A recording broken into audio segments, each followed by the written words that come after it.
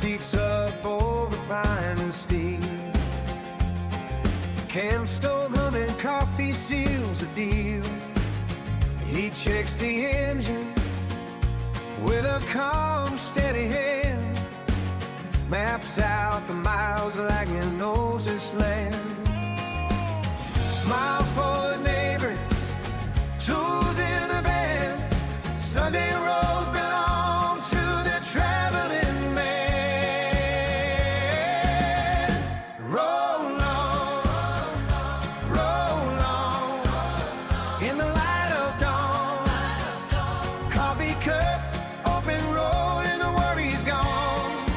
Master of the miles, with a heart that understands.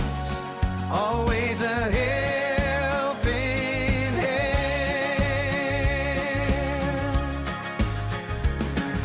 On and down he hears the kids laugh loud. Fixes a loose latch, stands a little proud. Tells a small story, teaches how to mend. Promises to stick around till the weekend. Warmth in his voice, steady as the sun. He's the kind of friend you can count on. Roll on, in the light of dawn. Coffee cup, open road, and the worry's gone. Master of the mind, with a heart that understands. Always a helping hand.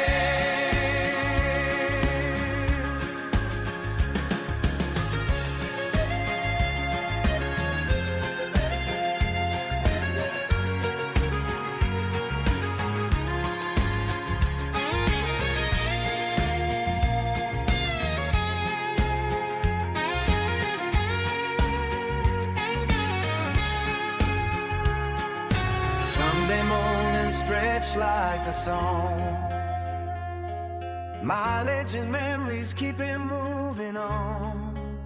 If your compass is broken or you're lost in the sand, he'll show you the way with a helping hand. Roll on, in the light of dawn. Coffee cup, open road, and the worry is gone. Master of the miles, with a heart that understands. Always a helping hand.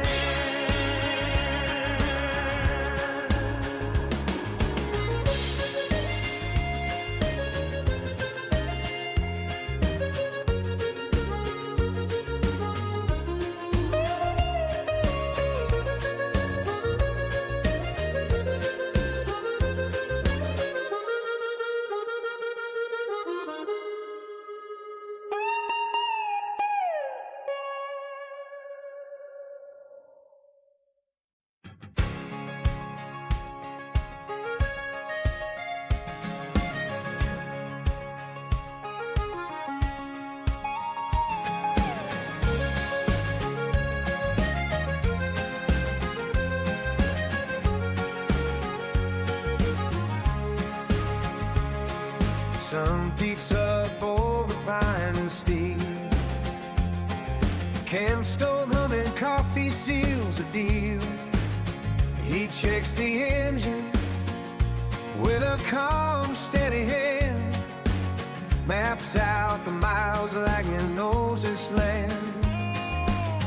Smile for the neighbors, tools in the van. Sunday rolls belong to the traveling man. Roll on, in the light of dawn. Coffee cup, open road, and the worry's gone. Master of the miles, with a heart that understands. Always ahead.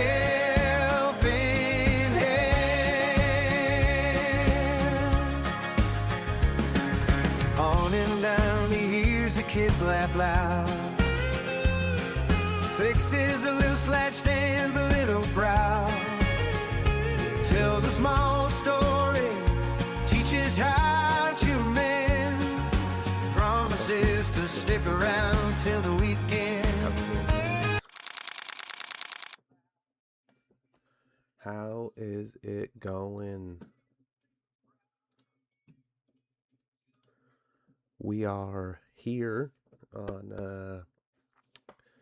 a new episode of RV and Govey. You know, I got mine. Got mine here, my little Yellowstone cup. Let's kind of get into it. So today will be kind of a live Q&A. If there's nobody here to answer questions, I'm just going to kind of fill in the time for a little while. We'll see how long this stream goes, and we'll go from there. But if you got questions, go ahead and drop those in the chat. Or actually, I think it might be that way. That way. Probably that way. Anyways, drop that in the chat there, and we will answer those to the best of our ability here and discuss whatever you want, RV related, campsites, stuff like that. So I was gone, went up to Alaska for a week with my wife's family. So I do got some pictures and stuff. Surprisingly, the RV world up there is a lot bigger than what I thought it was going to be. Saw lots of motorhomes for sure, trailers, saw them with license plates from all over Texas, Arkansas, Kansas, Colorado, Wyoming, Idaho. So it was actually a lot more popular up there than I thought. One of the things is they do rentals for like the Class C's. They're Winnebago Mini Winnies. Did hear a lot of negative stuff about the rentals, not the rentals themselves or the RVs themselves, but the people driving them. They're not used to driving stuff like that. It's in the mountains, a lot of rocks, a lot of trees, a lot of stuff like that, and they tend to mess up the 2-lane roads and block stuff because they're not paying attention. So if you ever get into that situation where you're borrowing something, or maybe you upgrade, or it's your first RV and you just don't know, take that thing to an empty parking lot. Go out at night, take it over to the empty parking lot, drive it around, back it up, maneuver it, just like you would if you were getting your learner's permit for driving. You know, you usually went into places where there was nothing around, but a few little things, and get a little practice time in. I can honestly say I've driven pretty much all of them. I'm not a big fifth wheel guy. I don't enjoy towing it, and that could just be lack of experience, lack of doing it. But it's just to me, it's a lot different because that pivot point is right back here at the back of your head versus, you know, back at the back of the trailer. And although that may be only about 6 feet difference or whatever, it is still a little bit different of a driving experience. Motorhomes, your Class C's are just like U-Haul trucks. Your Class A's, those are entirely different animal in itself. Air brakes are definitely a lot different than regular compression brakes. So there are differences. Just make sure you go out and put yourself in a good condition to get a little bit of experience before you start heading down the road. But yeah, so I got some pictures here, and we'll just kind of go over that unless someone has a question. So let me go ahead and switch over. I think this one. Yep, there. All right. So what we'll do here is,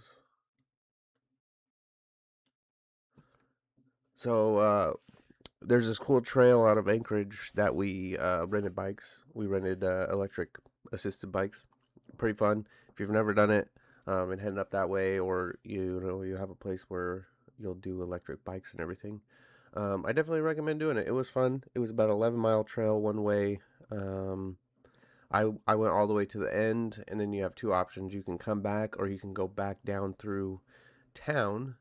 which I don't know what the distance on that is, but I just went back because we had some older family members that stopped, and my wife, who had stopped with them about the 7.5 mile mark, and they waited, and so due to that, they ended up starting getting bitten up by bugs. The bugs up there are kind of crazy. Um, when they texted us, the people who did make it all the way to the top, and they said they were heading back. Well, they had about a 3.5 mile head start. Well, then we didn't leave for another 10 minutes from the end of the trail. So I imagine they probably got another 2 miles on me, and I was like, oh, I'm gonna see if I can catch them.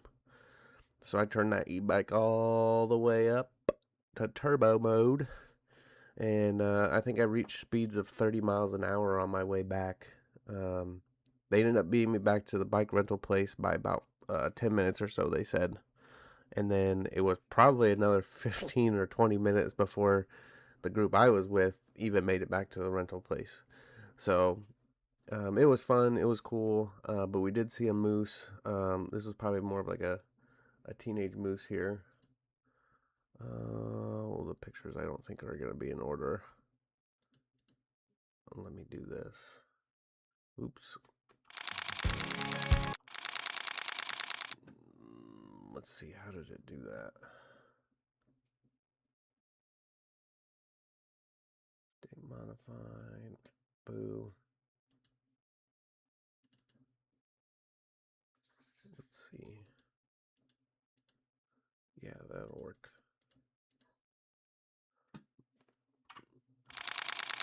So here's the trail. Took a couple pictures here riding. I was just riding. I put an earbud in one ear just so I could hear everybody else talking, and then I was just riding. I really didn't do anything else with my phone for the most part.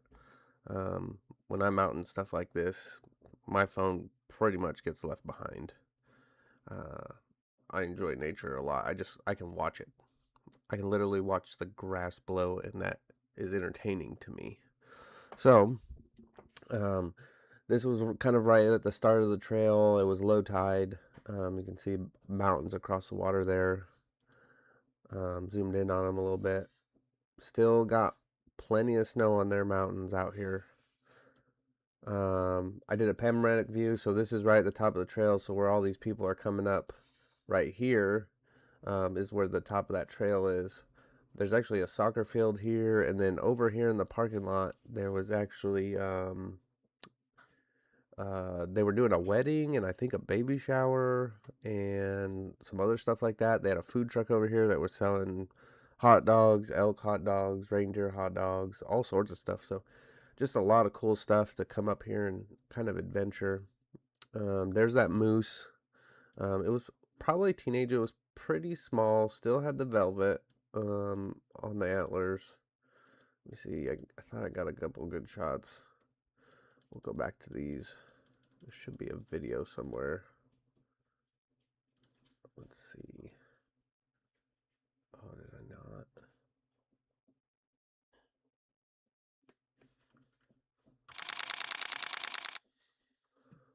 Let's see if I can get the video. Oh, I didn't download the video. Let me download the video real quick.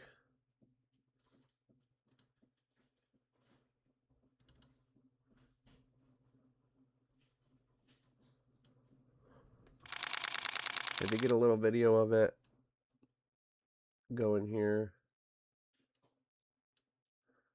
Moving around, eating. It looks up at me at one point, if it hasn't already all happened. But even being a youngin, that thing was pretty big. My wife and her family did see one. It just had small antlers on it. It was even smaller. It was by an airport, which actually, I think I have a video of that too. Oh yeah, I did. Let me download that. So then after seeing that,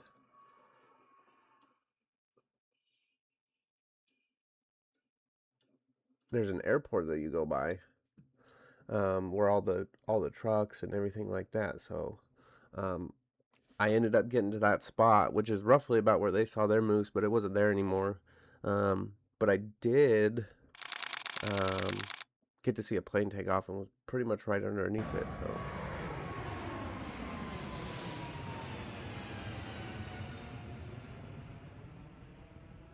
big old FedEx plane taking off. So that was cool. Um, it's actually not as loud as you think it would be, but got to see the wheels go up and in and all that kind of stuff. So that was pretty cool there. Let me see here.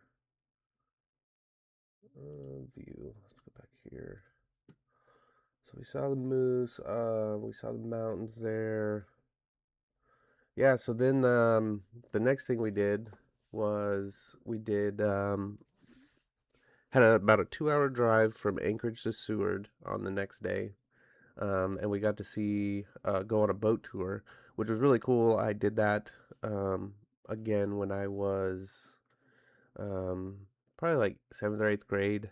Went up there with my grandma and my sister, and stayed at my aunt and uncle's house there in Seward. And we actually did this boat tour, so I was super excited to get to do it again because, I mean, just look at that. That is so beautiful. Um, there's actually, so there's a sea lion. So that got to see. It was just single by itself there. Um, and then you can see right here, there's actually a mountain goat on the side of this mountain. So this is completely zoomed in on my 14 Max. So, I mean, it's got what, 15 times zoom on it or whatever. So I actually spotted this about 5 minutes before the captain even did. So I was already pointing it out to all my family and stuff like that. Um, but it's actually right there, that little white speck there. If we keep zooming in, you're gonna slowly kind of see it. That white speck there is that goat, and this is all the way zoomed out. So that's how far that thing was. And we're probably a football field away, if not more, away from the bank of this mountain. So it's not even like we were close. I just happened to see something moving up in there and spotted it. So here's a little bit farther out.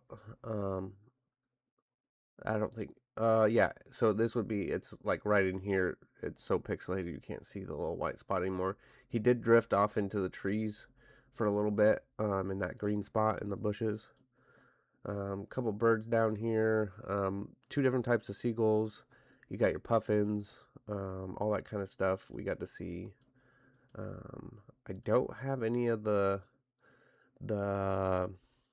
humpback whales. I didn't take any of those. Those were all done by everybody else that we were with. But this is the glacier we got to go up against. This is another panoramic shot. I wanted to get the whole thing. So it's actually pretty wide. It's kind of hard to tell, but there is, if I did it in just random pictures or separate pictures, it literally took 2 pictures to get the whole thing from where we're at. About the glacier, so there were some questions that had gotten asked and was pretty cool. The reason it's blue is because of the oxygen in the ice. It gets compressed and compressed and compressed over a lot of time, and then it starts to get that blue thing, which is actually even cooler if like a chunk of it's underwater. It's even darker of a blue. I saw actually a video, just because we were talking about it so much, the algorithms pick up your conversations. And I saw a big old chunk break off, and like the part that came out from under the water was like deep, deep blue. Smaller chunks, we didn't get to see any break off or anything like that, but the smaller chunks, they say, sounds like a handgun going off. But like if a big chunk, it's like if a shotgun was going off. They said that's just how loud it is when those things break off. But yeah, so then we went to a couple waterfalls in various spots, walking some trails. So this one was really nice, nice and cool. I mean, for the most part, I don't even think I wore a sweater at all. It was just kind of what it was. Um, yeah, so I think that might be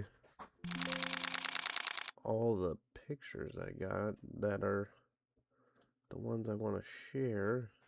We got the videos. Let's just make sure I didn't miss any other ones.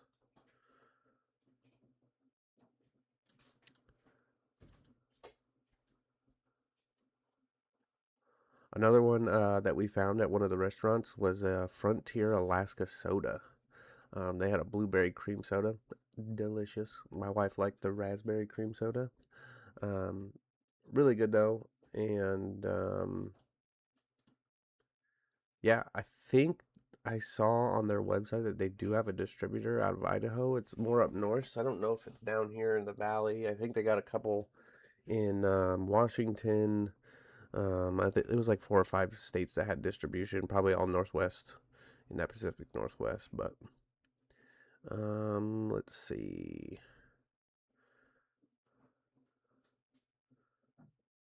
Yeah, so that was kind of what adventures I have to show you from Alaska. So that was pretty fun. I do recommend it, whether you go camping or you're B&B or hotel or anything like that. But now that's why I was kind of disappeared for a little while, just doing a family vacation there. Let's see.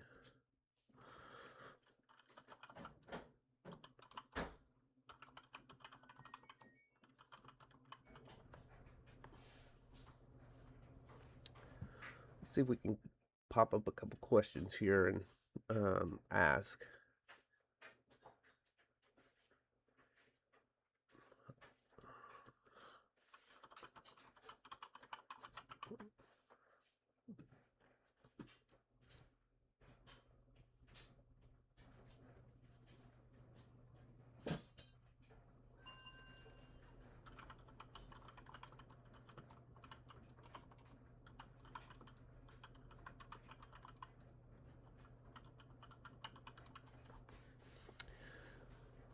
See if we can queue up any questions here.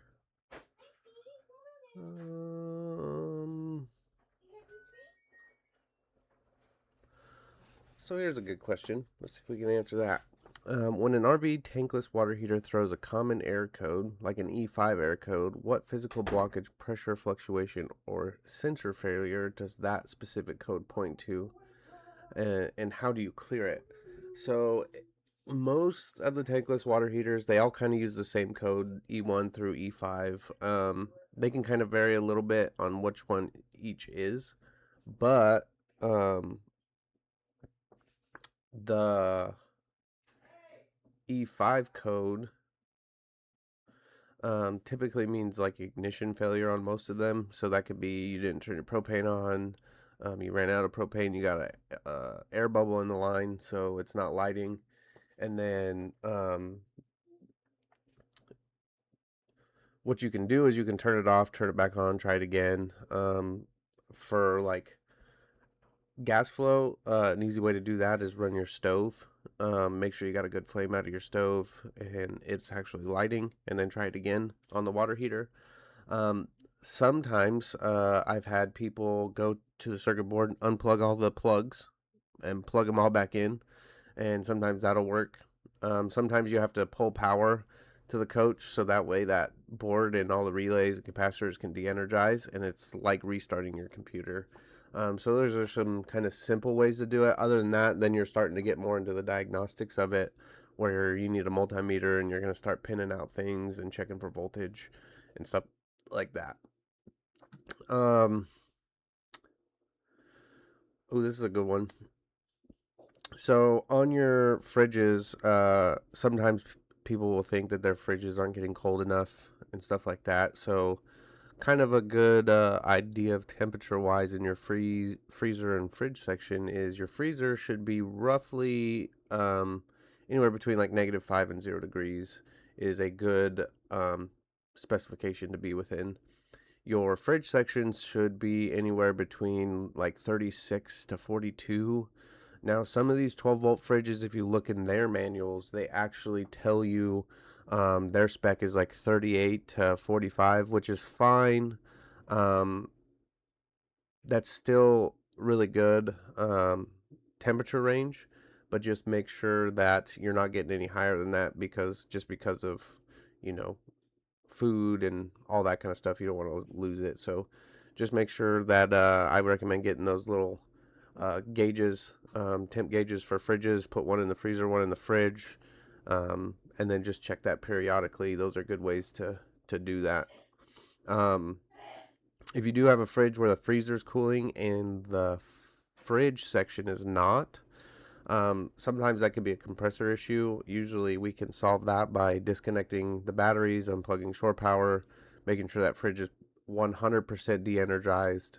And then you let it sit for, some say 5 minutes, some say 3 minutes. I think it's better when you let them sit for like 15 before you turn it back on. We do have more success with that, because then it allows those boards to discharge all the power in the capacitors and everything like that, to let everything reset and then put it on.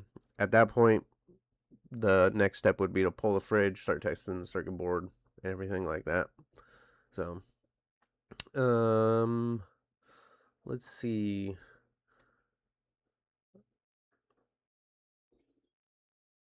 So with I don't want to go into stuff where people. I'm trying to go through things that are stuff that gets asked quite a bit.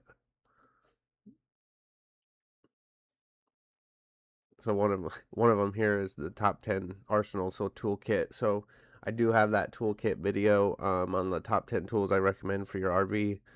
So go check that video out to know what you should have in your toolkit at minimum. Ooh, this one's actually good. A preventative checklist.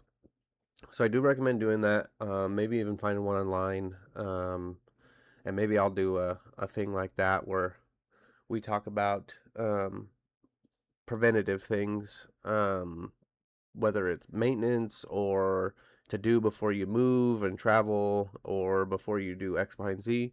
I'm sure there's several things online about that, so go check those out. I think I will do a video on that coming up here soon, for preventive maintenance, preventative things to do, and then maybe I'll be able to figure out how to create a checklist and we can post it.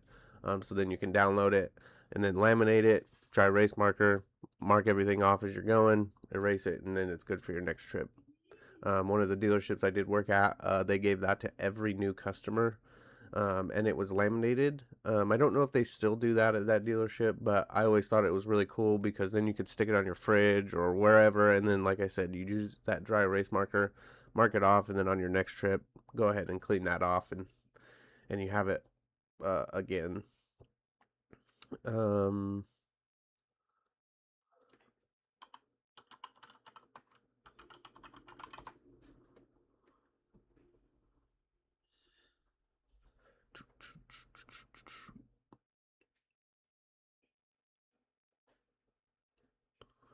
So what happens to an RV's internal PEX plumbing lines if water pressure regulator is not used at a campground? Um, so you have the potential chance of anything over 60 psi, so it's pounds per square inch, of causing leaks.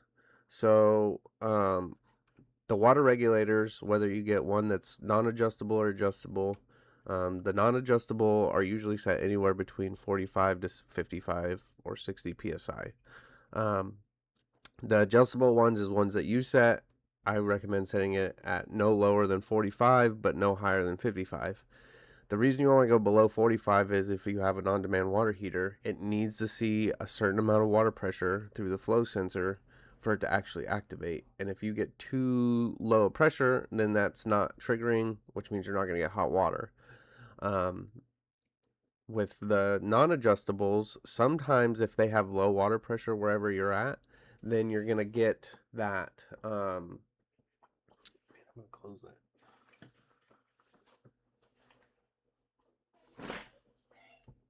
There we go. You're going to get a lower water pressure just because of the restriction. It's not necessarily restricting the pressure, but because it is an orifice, it's not coming out at a pressure which you need. So we have had people actually take those off in a park, in specific parks, because the cities are now metering parks because there's so many people living in camps, campgrounds now, and parks and stuff like that. And the RV industry really had a surge back in 2020 when, you know, the that shall not be named thing happened. And when that happened, people stopped getting RVs, or stopped wanting to go to hotels and flying on planes and all that because they were social distancing. And so what ended up happening is there was a huge surge in the RV market, and we were selling those things like crazy, like Skittles. Like, we were selling them like candy to a baby, you know? And um the parks just got filled. A lot of them were full timers. That people were selling their houses and just moving into these things. They weren't wanting to use public restrooms, so they were literally buying a trailer so they didn't have to use public restrooms. All sorts of stuff like that.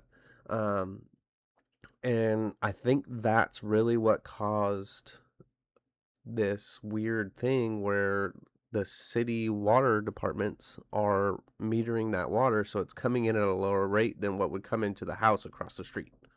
So just make sure you're using good water pressure. You never want to cause leaks. Leaks cause water damage. Water damage causes an insurance estimate, which then could raise your insurance rates. So just make sure you're staying within those water parameters.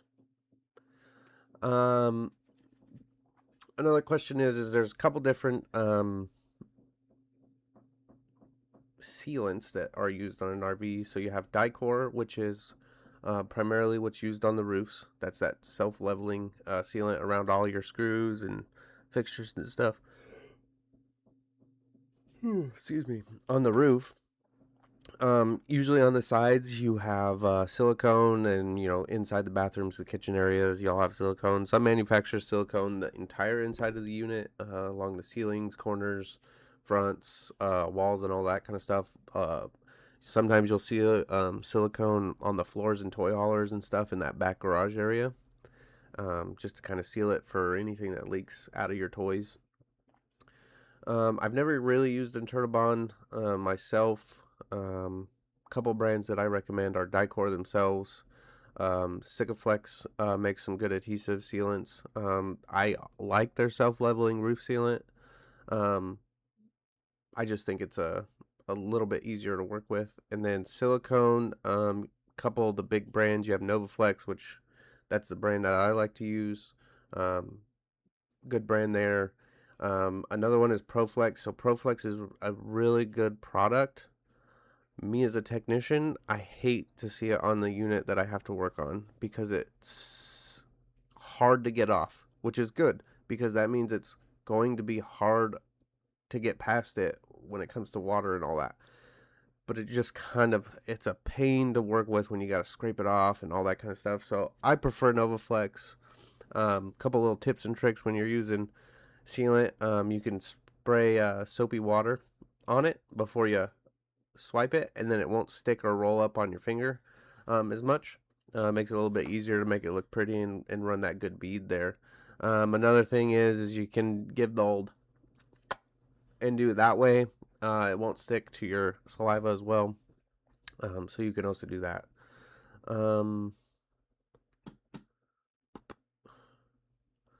Some big mistakes. I did do a video on that. I believe I've done a video on that. Biggest mistakes people make. So we've talked about not using surge protectors, all that kind of stuff.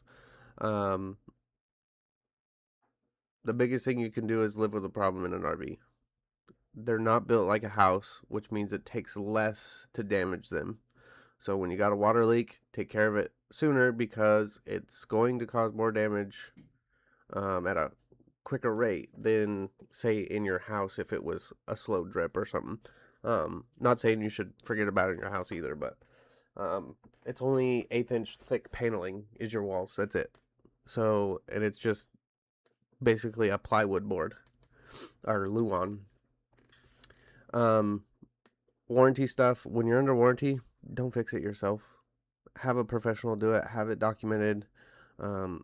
Let it go through the process, because if you try to fix it yourself and you make it worse, when you do bring it in for warranty, they take pictures up close, far away of the issues, and they have to submit that to the warranty companies, and then the warranty company reviews that for your claim, for approval or a denial. And if they look at it and they're like, well, we don't do things like that, that's not us, that's extra, that's added on, denied, because it looks like someone else did it and there's no documentation to show it. Now, if you have to do temporary fixes, or you got to temporarily say your awning or something broke and you have to take it off, and you take it off yourself so you can at least transport it. Usually there is a little bit of leeway with that, but ultimately it's still the manufacturer's decision on your warranty claim. Not the technicians, not the dealerships, the manufacturers. They are the ones that control your warranty and what gets approved and what does not get approved.